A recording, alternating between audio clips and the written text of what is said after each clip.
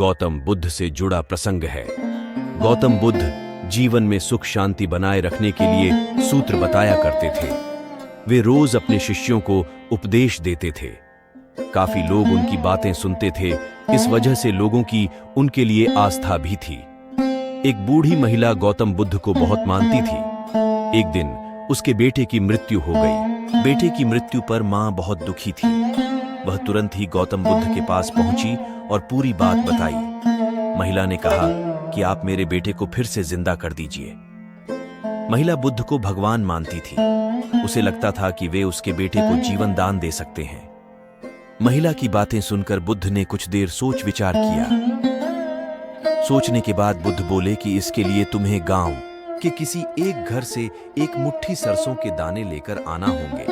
लेकिन एक बात ध्यान रखना, घर ऐसा हो जहां कभी किसी मृत्यु नहीं हुई हो। महिला बेटे के मरने से बहुत दुखी थी, तो उसे एक उम्मीद मिल गई कि उसका बेटा फिर से जिंदा हो सकता है। बुद्ध की बात मानकर वह गांव की ओर निकल गई और घर घर जाकर एक मुट्ठी सरसों के दाने खोजने लगी।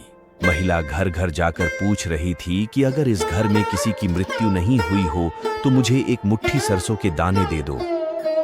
जहां जहां महिला जाती वहां उसे ये जवाब मिलता कि उनके घर में मृत्यु तो हुई है। किसी के घर में पिता, किसी के घर में माता, किसी पत्नी तो किसी के पति और किसी की संतान की मृत्यु हुई थी।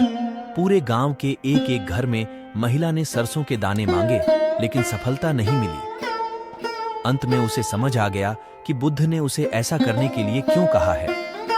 महिला समझ चुकी थी कि मृत्यु अटल है और सभी को एक दिन मरना ही है। जब वह बुद्ध के पास लौटकर आई तो उसका मन शांत हो चुका था। बेटे के मरने का दुख था, लेकिन उसकी व्याकुलता खत्म हो गई थी।